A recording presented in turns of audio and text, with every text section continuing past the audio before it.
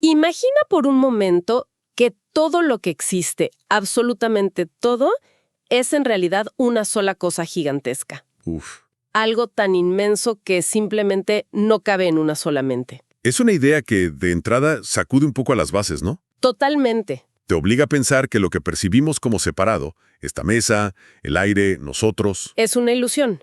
es una ilusión, o al menos una convención de nuestra mente para poder funcionar. Justo a eso quería llegar.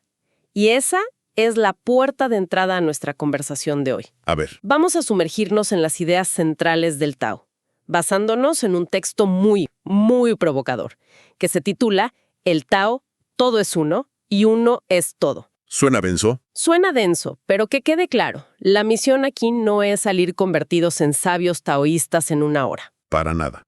El objetivo es, creo, mucho más terrenal. Sí, Se trata de desglosar estos conceptos que a primera vista suenan increíblemente abstractos y ver si nos ofrecen algo. una perspectiva diferente. Exacto, una perspectiva diferente para el día a día. Es como una invitación a ver la realidad como un sistema donde, bueno, no todo está bajo nuestro control, pero tampoco es un caos sin sentido. Me parece un muy buen punto de partida. Bueno, pues empecemos por el principio, que parece lo más lógico. Venga, ¿Qué es exactamente el Tao? El texto es muy enfático en algo. ¿en qué? No es un dios, no es una entidad con un plan maestro. La definición que da es, a la vez, simple y abrumadora. A ver, suéltala. El Tao es todo lo que existe sucediendo al mismo tiempo. Es una definición que te desarma, porque nuestra mente no funciona así. Para nada. Nuestra mente necesita etiquetas, categorías. Divisiones. Claro, y ahí está la primera clave que el texto nos da. El Tao no está dividido, pero para intentar comprenderlo, no tenemos más remedio que dividirlo, al menos en nuestra cabeza. Es como intentar describir un río, ¿no? Puedo hablar del agua, de la corriente, de las piedras del fondo, De la orilla. de la orilla, pero al hacerlo estoy fragmentando algo que en realidad es una sola cosa. Es el río. Es exactamente esa la analogía. El texto subraya que cualquier intento de etiquetar es una herramienta útil para la mente, pero una ilusión. Una ilusión útil. Una ilusión útil, sí. La realidad fundamental, nos dice, es la unidad. Por eso establece dos principios que son la base de todo lo que sigue. Ok. Primero, en la realidad, todo es uno. Y segundo, como consecuencia lógica, no hay nada fuera del Tao. Entendido. O sea, todo lo que vamos a discutir ocurre dentro de esta única y gigantesca realidad. Exacto. Ese es el marco. Vale. Pero si todo es uno, la pregunta es, ¿por qué la vida se siente como un millón de cosas separadas y a menudo en conflicto? Claro, esa es la gran pregunta. El texto debe tener una explicación para eso, para cómo pasamos de esa unidad total a la complejidad que vivimos. Por supuesto. Y lo hace introduciendo una serie de ciclos, o capas de la realidad, digamos. Capas. Me gusta. El primero, y quizá el más contraintuitivo, es el que sostiene todo lo demás. Y empieza con un concepto que a mí me parece fascinante, ¿Cuál? el hueco. El concepto de el hueco, debo admitir, fue lo que más me costó asimilar al principio. Sí, es que suena a... Suena a la nada, al vacío, a la ausencia, y la idea de que algo útil pueda surgir de la ausencia es extraña. Es que esa es la trampa. El texto se esfuerza mucho en aclarar que el hueco no es la nada. ¿Y qué es entonces? La definición que propone es muy precisa, y hasta poética, diría yo. El hueco es aquello que se hace a un lado para que algo pueda suceder. Ah, o sea, no es una fuerza activa. Para nada. No empuja, no decide. Su única función es permitir. Y los ejemplos que da el texto son increíblemente buenos para entenderlo. La utilidad de una taza no está en la cerámica, ¿No? sino en el espacio vacío que contiene líquido. Claro. El valor de una casa no son los ladrillos, son los espacios vacíos donde vives, donde te mueves. O una pausa en una conversación. Esa es muy buena. Esa pausa no dice nada, pero es lo que permite que la otra persona pueda intervenir. Sin ese hueco en el sonido, pues no hay diálogo. La idea central es potentísima. El hueco no hace, deja hacer. Es el espacio que posibilita todo. Vale, creo que lo capto. Es como el escenario, la condición necesaria para que algo ocurra. Exacto. Y el texto lo conecta directamente con otro concepto fundamental, el tiempo, juega un papel similar, Sí, porque a menudo pensamos en el tiempo como una fuerza que nos empuja, ¿no? La tiranía del reloj que nos obliga a movernos. es una percepción muy común, sí, pero el texto la desmonta por completo. ¿Cómo? Presenta al tiempo de una forma muy parecida al hueco. El tiempo tampoco manda ni empuja. Dame un ejemplo, El que usa es brillante. Un reloj no te obliga a envejecer. ¿cierto? Solo muestra que has envejecido. El tiempo no decide que una semilla brote, solo revela el proceso de su crecimiento. O sea que el tiempo no es el jardinero que hace crecer la planta, No, sino el lienzo sobre el cual vemos cómo la planta crece por sí misma. Muestra el cambio, pero no lo causa. exactamente. La frase clave que lo resume es, el tiempo no empuja la vida, la revela. Me encanta. Y cuando juntamos estos dos conceptos, el hueco y el tiempo, el texto nos dice que forman el primer ciclo. ¿El primer ciclo? Este es el ciclo que sostiene la realidad. El hueco abre el espacio para que las cosas puedan ser, y el tiempo revela los cambios que ocurren en ese espacio. Entonces, si lo entiendo bien, este primer ciclo es como el sistema operativo de la realidad. Buena analogía. No escribe los programas ni decide qué aplicaciones se van a ejecutar, pero es la plataforma invisible sobre la que todo puede correr. Exacto. Y lo más importante, ¿Qué? no tiene un plan. Eso es crucial. Este primer ciclo no conoce el futuro porque, según esta visión, el destino no está escrito. La realidad no planea, simplemente establece las condiciones y permite que las consecuencias naturales se desplaguen. Por eso la vida a veces nos sorprende tanto. Claro, no porque un guionista cósmico haya decidido un giro en la trama, sino porque el flujo de las cosas toma un rumbo inesperado pero natural. De acuerdo. Tenemos el teatro, el escenario, el espacio y el tiempo que permiten que la obra suceda. Ajá. Pero un teatro vacío no es muy interesante. Me pregunto qué nos dice el texto sobre los actores, sobre las cosas que realmente suceden. Esa es la transición perfecta al segundo ciclo. A ver, El texto explica que entre el hueco absoluto y las cosas materiales que vemos hay algo más, una capa intermedia que llama la casi nada. la casi nada. Aquí es donde el texto se pone un poco más etéreo, ¿no? Sí, lo sé. Suena a misticismo, a algo que requiere un salto de fe. ¿Cómo lo ancla a la realidad para que no se sienta como pura magia? Fíjate que lo ancla de una forma sorprendentemente moderna. ¿Ah, sí? Conectándolo con la ciencia, nos recuerda que la física cuántica ha descubierto que el espacio nunca está completamente vacío. Las fluctuaciones cuánticas. Exacto. Siempre hay energía sutil, fluctuaciones, un mar de potencialidades y probabilidades invisibles. La casi nada es la descripción poética de ese campo de potencial. Entiendo. No es un vacío muerto, es un vacío fértil. Exacto, lleno de posibilidades. Y la función que le atribuye el texto es diferente. Si el hueco deja hacer, la frase clave para esto es La casi nada no empuja, orienta. orienta. Sí, no fuerza un resultado, pero sí sugiere direcciones, como un campo magnético invisible que orienta las limaduras de hierro sin tocarlas. La tendencia natural de las cosas. Justo. Pero aquí surge una pregunta fundamental que el texto aborda de frente. ¿Cuál? Si hay un mar de probabilidades, significa que todo es posible. Precisamente. Y la respuesta del texto es un no rotundo. Ah, ¿no? No.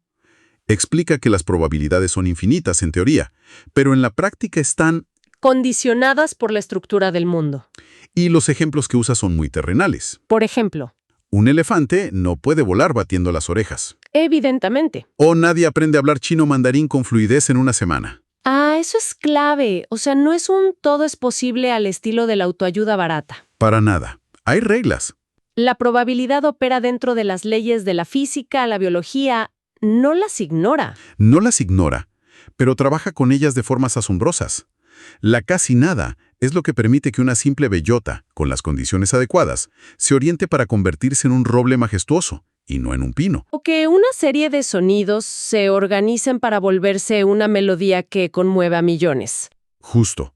El texto lo resume de una forma que me parece genial. Eso no es magia, es probabilidad bien orientada. Y cuando esa probabilidad bien orientada se concreta, cuando una de esas infinitas posibilidades finalmente toma forma, ¿a dónde llegamos? Llegamos a lo que el texto llama el casi todo. El casi todo. Esto es, básicamente, todo lo que podemos tocar, ver y medir. Todo lo que tiene forma. Esta mesa, nuestro cuerpo, el planeta entero. Es el resultado visible de esa danza invisible de la probabilidad. Exacto. Y hace una observación interesante sobre este casi todo. Dice que aunque nos parezca infinito, no lo es. Cierto. La ciencia lo ha confirmado. Las estrellas y galaxias, aunque incontables para nuestra mente, tienen un número finito. Hay una última galaxia en el borde del universo. ¿Sí? Es una forma de decir que todo lo que tiene forma es, por definición, limitado. Claro. Y todo lo que pertenece a este reino de la forma, el casi todo, comparte un mismo destino. Nace, cambia, se desgasta y finalmente desaparece. Se disuelve de nuevo. Se disuelve de nuevo en el campo de la probabilidad. Nada material dura para siempre. Y ahí lo tenemos. Ese es el segundo ciclo. El ciclo de la vida. El de la forma y la materia. Y si lo entiendo bien, este ciclo ocurre dentro del primero. Perfectamente resumido. El escenario del hueco y el tiempo sostiene todo, y la obra de la vida y la muerte se representa en él. La vida no controla el Tao, simplemente sucede dentro de él. Ok, después de todo este viaje por la física y la filosofía cósmica, la pregunta es inevitable. A ver, Si somos parte de este segundo ciclo, si nuestra vida es esta danza de probabilidades, ¿cómo se supone que vivamos? ¿Hay alguna forma de usar este conocimiento para no estar constantemente luchando contra la corriente? absolutamente. Y aquí es donde el texto aterriza toda esta teoría en la práctica, ¿Con qué? con una metáfora central que es simple, bella y muy poderosa. Ah, la del jardín y las mariposas. Esa misma. La he estado esperando. Describe cómo muchas personas viven sus vidas como si estuvieran persiguiendo mariposas. ¿Sí? Corren desesperadamente detrás del éxito, de la felicidad, del reconocimiento. Del amor. Y se cansan, se frustran, se agotan. Porque las mariposas son, por naturaleza, esquivas y rápidas. Cuanto más las persigues, Más se alejan. esta metáfora me resuena muchísimo a nivel personal. Es la frustración de intentar forzar una idea creativa. Totalmente. Más se te escapa. Te sientas frente a la página en blanco y tratas de cazar la idea perfecta. Y no aparece nada. Exacto. Y la enseñanza del Tao, a través de esta metáfora, es un cambio de enfoque radical. En lugar de gastar tu energía persiguiendo a las mariposas, el texto dice: Cuida el jardín. cuida el jardín. Enfócate en preparar la tierra, en plantar flores hermosas, en regarlas, en quitar la maleza. Si creas un jardín sano, Las mariposas llegarán solas. llegarán solas. Es un cambio de la persecución de resultados al cultivo de procesos. Crear las condiciones para que las cosas buenas sucedan en lugar de intentar forzar que sucedan. Exacto. Tiene todo el sentido. Pero el texto no se detiene ahí. Añade una advertencia crucial sobre el equilibrio, que es un pilar del pensamiento taoísta. ¿Cuál es? Dice que un jardín sin flores es un lugar triste y no atraerá mariposas. Pero, y esto es muy importante, un jardín con demasiadas mariposas también es un problema. Vaya, eso no lo había considerado. ¿Por qué sería un problema? Piensa. Ah, claro. Las orugas. Exactamente. Demasiadas mariposas significan demasiadas orugas que se convierten en una plaga y devoran el jardín hasta destruirlo. El exceso también es destructivo. Claro, un éxito desmedido que no puedes manejar, una popularidad que consume tu vida privada. Entiendo. El objetivo no es solo atraer el éxito, sino ser capaz de sostenerlo sin que te destruya. El Tao no busca los extremos. No es un jardín vacío ni una plaga.